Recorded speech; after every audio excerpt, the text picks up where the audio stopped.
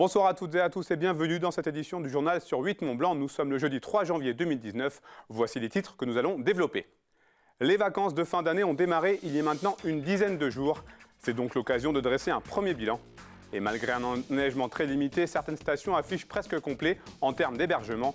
C'est notamment le cas du côté du Grand Bornand. Reportage dans ce journal. Et puis nous nous intéresserons à la Grande Odyssée Savoie-Mont-Blanc. La célèbre course réservée aux mushers débute le 12 janvier prochain.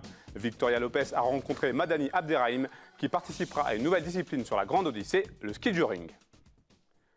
On débute ce journal avec un chiffre. 2018 aura été l'année la plus chaude jamais enregistrée sur Annecy depuis 1876, date à laquelle ont débuté les mesures de température. Il fait en moyenne 12,3 degrés à Annecy sur l'année écoulée, a annoncé Météo France. Une température moyenne qui représente 1,6 degré de plus que les normales saisonnières.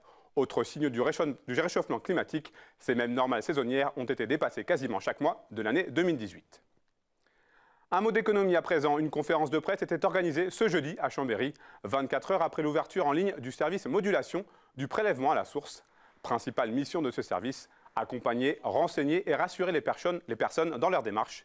Les services de la direction départementale ont de leur côté noté une hausse de la fréquentation des centres des finances publiques ces derniers jours. On écoute deux réactions recueillies sur place par Clémence Roualdès. Les appels téléphoniques ont été très nombreux. Alors on s'attendait à avoir beaucoup d'appels, mais ils ont été peut-être encore plus nombreux que ceux qu'on pouvait prévoir, puisqu'on a eu sur la journée du 2 janvier 150 000 appels au niveau national, ce qui a conduit à certains moments peut-être des temps d'attente trop longs. C'est la raison là aussi pour laquelle on s'est organisé pour renforcer les équipes dans les centres d'appel, de manière à pouvoir répondre beaucoup plus rapidement aux usagers. D'une manière générale, en Savoie, évidemment, on a les mêmes préoccupations que dans tous les autres départements pour la mise en place du prélèvement. Néanmoins, du fait de l'activité touristique hivernale, on a la particularité de certains emplois saisonniers de courte durée qui nous a conduit à mettre en place des sessions d'information, des réunions d'information auprès de ces populations, en particulier dans certaines stations des Trois-Vallées. Le prélèvement à la source impactant directement les salaires des salariés, fatalement, l'URSSAF est concernée puisque nous sommes centre de union de recouvrement de la sécurité sociale et des allocations familiales. Donc on va également collecter et reverser l'impôt directement en fait, qui sera retenu sur les bulletins de salaire. Ça passe déjà par des choses qui existent depuis 2016, qui fonctionnent et qui aujourd'hui sont généralisées. Et j'ajoute que le ministère des Finances a mis en place un numéro vert pour tout renseignement concernant le prélèvement à la source. Il s'agit du 0809 401 401, un numéro qui s'affiche en bas de votre écran.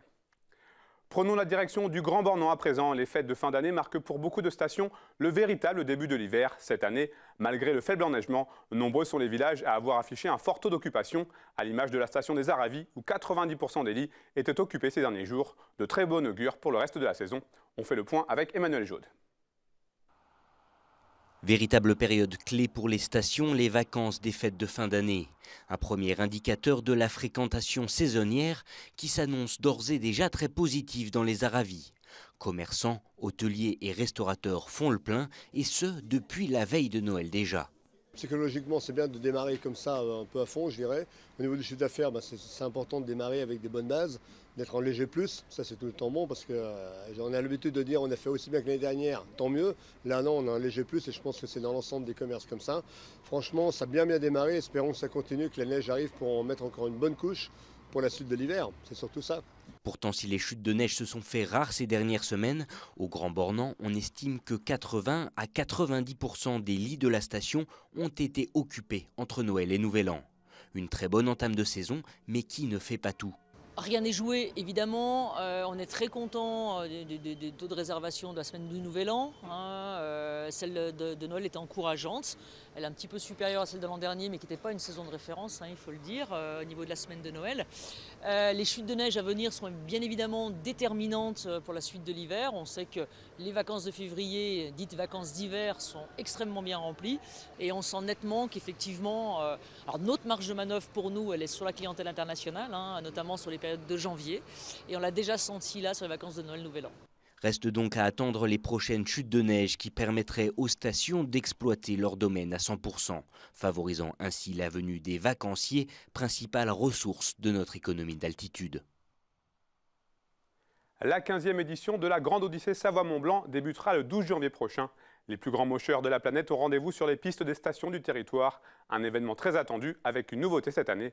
Pour la première fois, le ski joring fait son apparition dans la course. Victoria Lopez a suivi l'entraînement à la Fécla en Savoie de l'un des participants de cette nouvelle discipline.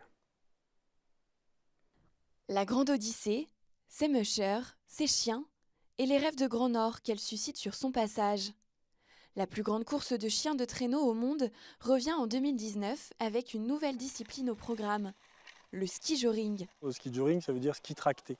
Ça vient des pays nordiques et en fait c'est une pratique qui est ancestrale.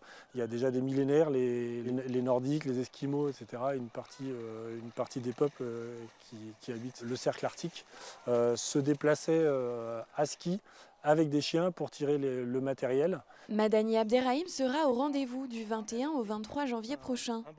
10 participants prendront le départ des 3 étapes prévues pour la discipline. Je ne sais pas du tout le niveau qui existe. Voilà, on s'est préparé pour bien figurer, finir correctement les 3 étapes en tout cas. Et puis après, voilà, la chose inespérée, ce serait le podium. Mais bon, on va déjà finir et on va déjà faire la course correctement. Parce que de toute façon, l'année 2019, pour mon chien et pour moi, comme il est encore assez jeune, on n'a pas cette expérience-là encore tous les deux. On a pratiqué que 2 courses jusqu'à présent sur neige, donc on ne sait pas trop où on en est. Maïtouk, un husky pure race, sera le partenaire de course de Madani. C'est vraiment des chiens qui sont conçus pour ce genre d'efforts. Des efforts longs, pas trop rapides, mais qui nécessitent une bonne endurance, une bonne vitesse et une bonne capacité de résistance. Originaire de Chambéry, Madani est passionné de montagne, de grands espaces et d'animaux. Fasciné par le loup, c'est tout naturellement qu'il s'est orienté vers le ski joring, une pratique qui nécessite quelques bases. La pratique du ski joring nécessite vraiment une pratique de ski de fond. Voilà, il faut déjà être un skieur confirmé pour pouvoir pratiquer ce sport, parce que ne serait-ce que techniquement, ça demande quand même une certaine aisance. Parce que pour suivre le chien et puis supporter les allures qu'il peut avoir et peut-être des fois les changements de direction inopportuns ou inopinés, voilà, ça nécessite quand même aussi une maîtrise du ski. Donc il y a une différence sensible de ce côté-là entre le traîneau et le ski joring. L'entraînement se poursuivra jusqu'à la veille de la course, sous l'œil de Nebraska et de Vanille, les 2 autres compagnons de Madani et Maïtouk. Vous l'aurez corrigé par vous-même, la Grande Odyssée est la plus grande course européenne de chiens de traîneau. Une exposition pour aller jusqu'à la fin de ce journal. Le Palais Lumière d'Évian-les-Bains accueille jusqu'au 17 février prochain Légendes des pays du Nord, une exposition consacrée à l'illustration finlandaise. Jean-Paul Crespi s'est intéressé au Kalevala, un grand livre de légende finnoise. Reportage. Le Kalevala, un conte devenu légende, puis épopée nationale pour tout un pays, une mythologie en langue finnoise composée de poésie populaire transmise au XIXe siècle par les barbes de Carélie.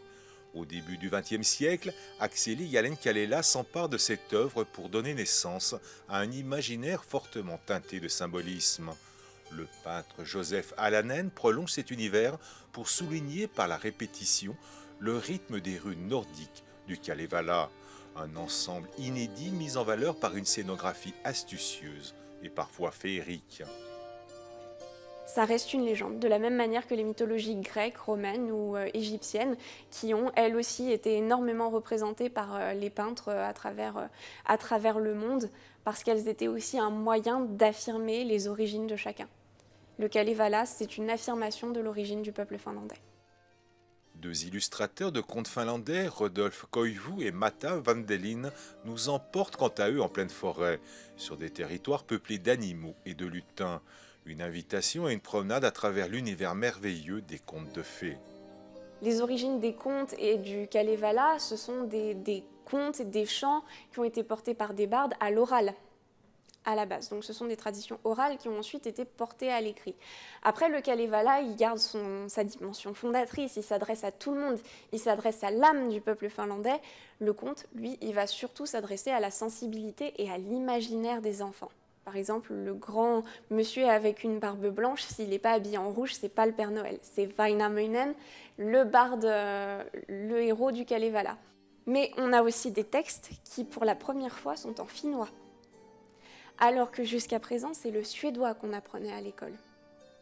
Et ça permet donc non seulement de participer à l'éducation des enfants d'un point de vue artistique, mais aussi d'éduquer les Finlandais de demain avec une langue qui est propre à leur pays. L'univers extraordinaire que nous propose le Palais Lumière nous démontre que les contes de fées restent plus que jamais d'actualité. Ils ont inspiré Charles Perrault, les frères Grimm, Hans Christian Andersen et Lewis Carroll et continuent d'inspirer encore aujourd'hui tous les champs de la création artistique contemporaine. C'est la fin de cette édition. Merci à vous pour votre fidélité à l'information sur 8 Mont Blanc. Vendredi, vous avez rendez-vous avec Clémence Roualdès pour le JT. Passez une excellente soirée.